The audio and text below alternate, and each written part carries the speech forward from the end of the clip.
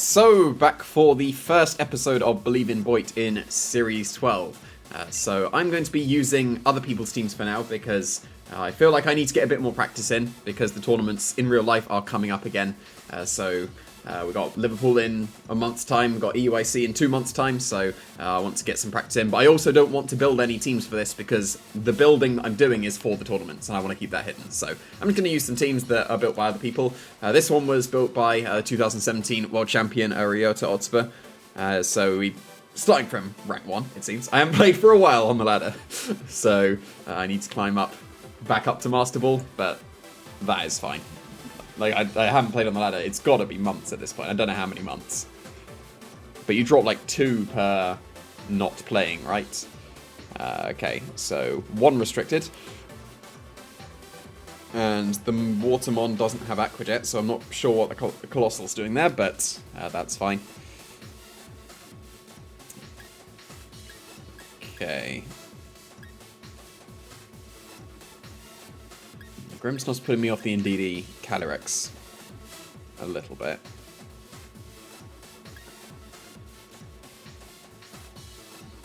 Eternatus is pretty decent. I think I'm going to go Indeedee and Eternatus to start off with, and then Calyrex. And final one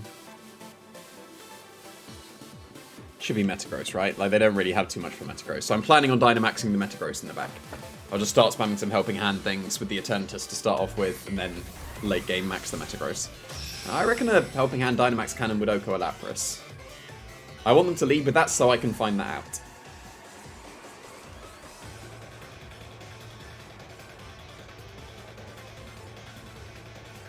Okay, they don't, but that's okay. I'm still going to be able to Helping Hand Dynamax Cannon this Colossal. The Colossal seems very out of place without any kind of Steam Engine activation, but that's fine. And the Grimmsnarl can't do any shenanigans to my side, so they can only set up screens. I'll at least be able to still find out if I would have KO'd the Colossal if they set a light screen. So we could possibly just be seeing the Volcalith trade here. But I will just Helping Hand Dynamax Cannon this Colossal. If they don't light screen, then I should just blow it back. If they do light screen, they almost certainly will survive. They don't Dynamax, so I'm not really sure what the Colossal's going for, maybe just to protect. Nope, not even, so that's a very KO'd Colossal. No Prankster shenanigans coming from the Grimmsnarl. That is not a blown back Colossal. That is surprising.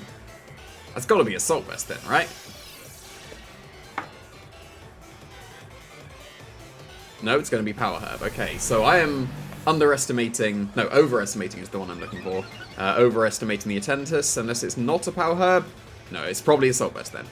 So I can just go for an Expanding Force here. And wait, that was a light screen, right? But it wasn't a Prankster light screen.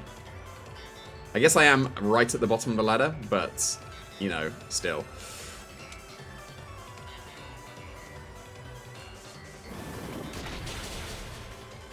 Oh, it does still KO even with a light screen, that's cool. Expanding Force for KO, so yeah, I guess I better just get through these low ladder ones quite quickly. Because quite often there is some not very competitive teams down here.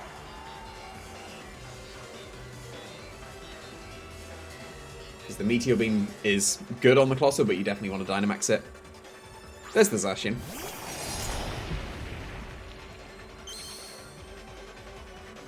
And the Rillaboom. Okay, so my Metagross has just immediately won. Can go for Fake Out, though. I don't think it would, like I said, it doesn't really matter too much. I'll just bring in Metagross at some point and win.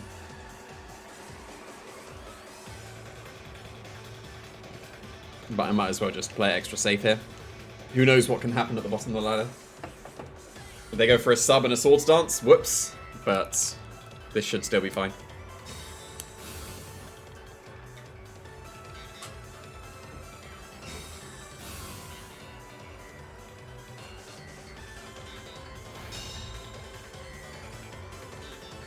Okay. So now we can get back to this. I'm pretty sure Eternatus can survive a Behemoth Blade from there, even after the extra Life Orb chip. But I'm still just going to follow me, and I'm still just going to Sludge Bomb the Rillaboom.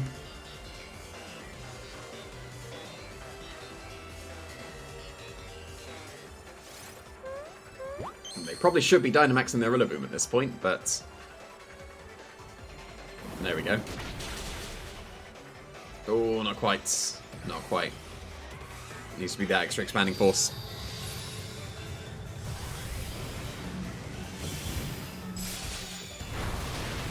I do outspeed their Zacian as well, which is something to note. I don't know if this is a modest or a timid Eternatus. I guess I can check, but... Oh, and they're going to KO themselves. Nice. That's going to speed it up a little bit. I'll go into Calyrex just to save the animation of Dynamax. Oh, it's Trick Room on the Calyrex. Interesting.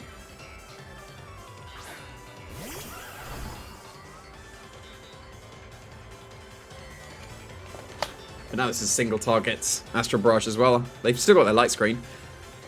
I reckon because they underspeed the Eternatus, that means that they are bulky enough to be able to survive this combination with the Light Screen.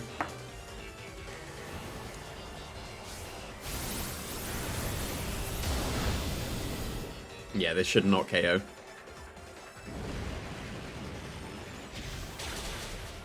It did indeed not KO. But neither will this, because of the Sash.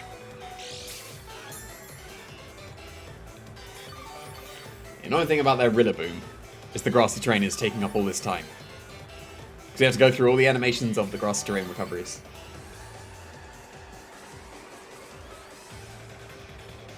Now I will just click some buttons. Hopefully I can get up to Master pretty swiftish. I didn't realise I had dropped like right back down to the bottom, but there we go. That's what happens when you don't ladder for months. But I have definitely got the motivation to get back into this because the in real life tournaments are coming back. I wasn't too fussed with the online tournaments. It just doesn't feel the same without the social aspect of the tournaments. But the fact that it's less than a month now, it is less than a month. It's still just weakness policy, but they don't have any activation, so... but they were plus special defense, so that's why they survived. They haven't, like, they didn't even have any special attack. It was a sheer cold one. Timid Mint. I'm not sure how that helps. Slam. Lucky Egg. Okay. So that was from rank 1. So...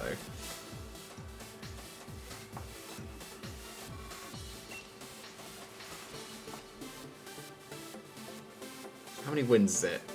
It's 12 wins to, like, 12 straight wins to get back up to Master, if I recall correctly, so... We'll see if I can manage to get that streak going. Because usually my laddering has just been Showdown at this point. It's much quicker on Showdown. And that's where most of my practice for the tournaments is going to be as well, because I need to decide on the 6 Pokemon. So you can get a lot more games in to be able to work that out. Okay, interesting team.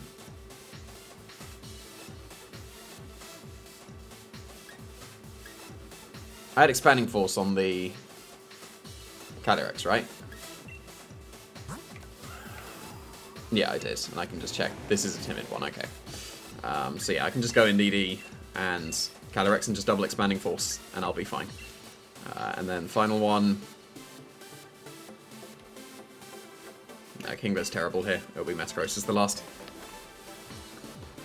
But I wouldn't be surprised if I just go for Expanding Force, and just win. If they lead with the Dragapult, then I'll probably need to go for Astral Barrage instead.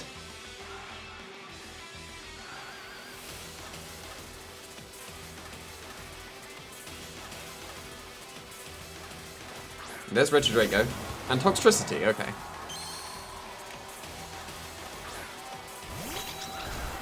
So do I Helping Hand Expanding Force, or do I just regular... Or double Expanding Force, I should say, not regular.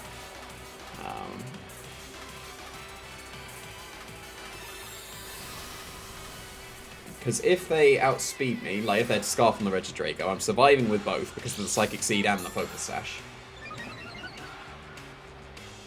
And if they are Dynamax in the Regidrago, then they would survive the Helping Hand one. Just concerned about Sash Toxtricity. But I want to see how strong this is, so I'm going to go for Helping Hand Expanding Force. We'll see if they're Scarf on the Regidrago. They are not Scarf. And they were Sash on the Toxtricity, so I should have Expanding Forced. Always the way. There's not too much that it can do. Like, it's not going to Stun Shock me because it didn't Dynamax. It's just Overdrive. Like, that will do a reasonable amount, but... Or we'll just get a Rage Quit. Yeah, that was straightforward.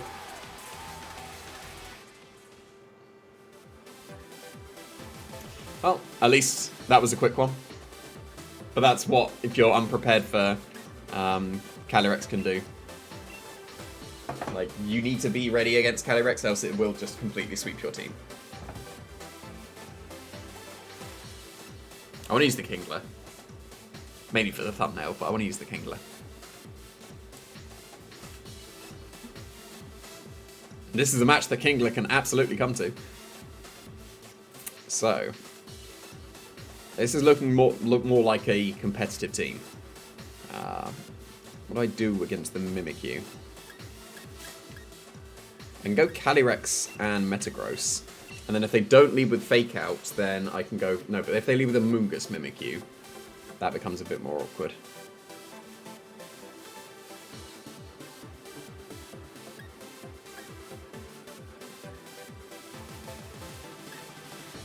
I'm going to bring the Kingler.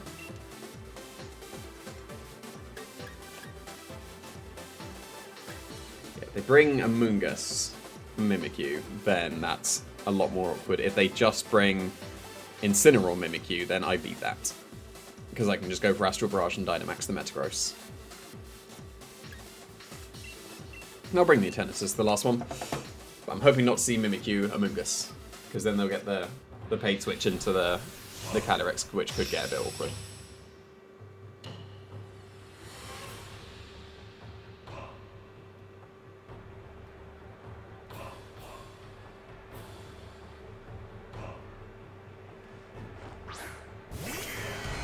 Okay, they are leading with the Water Mode straight away then.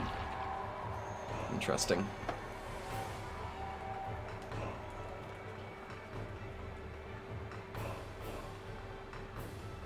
You know anything about the Unnerve, like as one, activating before doesn't tell me if they are Scarf from the Kyogre or not.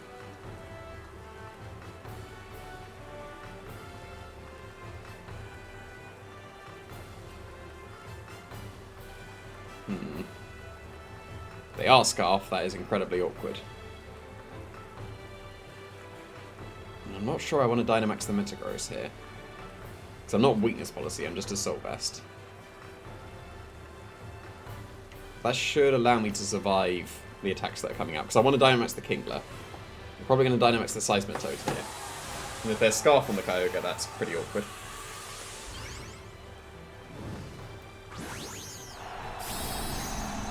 But this has got to be a Quake coming out, and then they're going to be able to take the Astral Barrages super comfortably. Probably needs to bring Rillaboom against this, but I was too concerned about the Calyrex mode. Like, clearly Rillaboom was good here. And it probably... Oh, yeah, just KOs. It probably should have been over the Eternatus, to be honest. But now this is already a rough position. Although the Kingler's going to be able to drop the speeds, which will be useful. And that might put the Seismitoad into, was it Foam Burst is the name? Foam Burst range.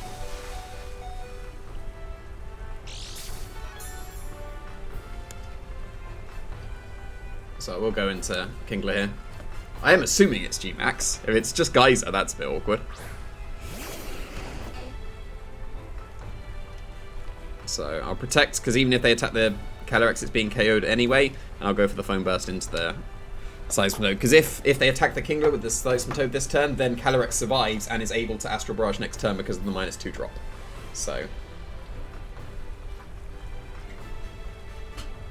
Yeah, Kingler is definitely something that's underused. Like, Foam Burst is a great G-Max move. -2 on both. Like, free String Shot is pretty busted.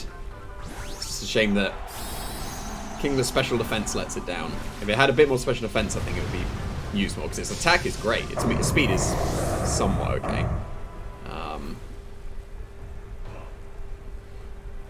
But we'll see if they attack the Kingler this turn.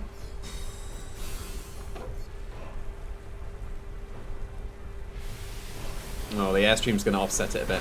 They did just attack the Kingler, so Calyrex survives the turn, which is decent. Now, I'm not sure what the speed interactions are going to be. It depends on how fast the Kyogre is. Because this should KO the Seismitoad, like Rain boosted. That still absolutely hurt because I'm not Assault Vest.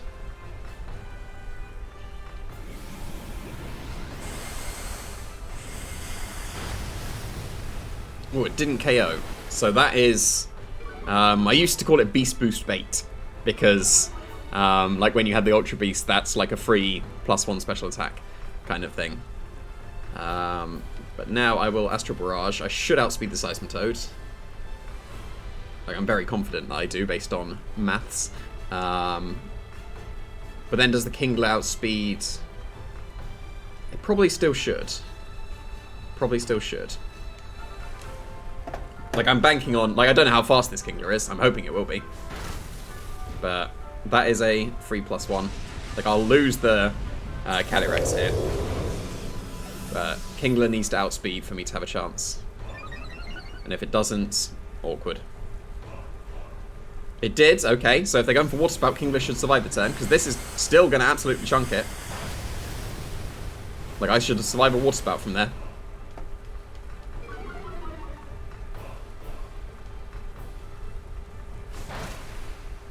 I do indeed survive a Water Spout from there.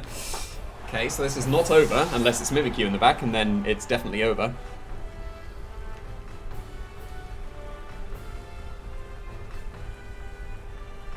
Like, I'm still not liking my odds here.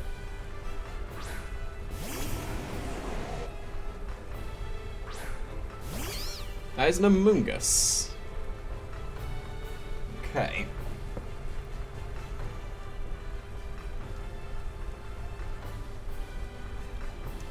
So something should be able to be done here. Somehow need Kingler to survive the turn.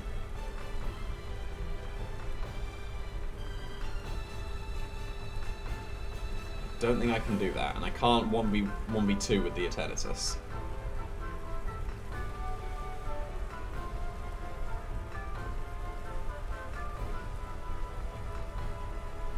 So I'm going to have to play for a throw here. They need to Spore the Kingler for some reason. Or just Rage Powder. Okay, so that's resetting the speeds, which makes sense, but I did not make the correct play here. If I just attack the Amoonguss, then I'm sorted. If they protect the Amoonguss, then it makes sense. But that is not the one.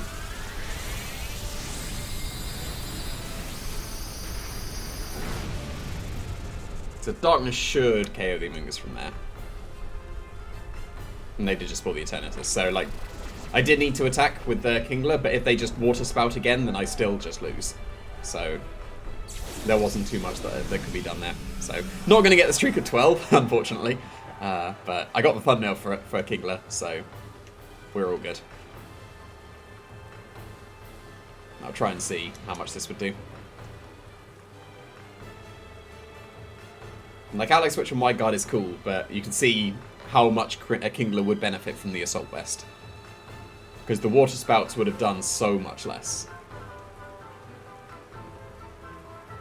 But then again, that's what the Wide Guard's for. Then Wide Guard, it literally does nothing.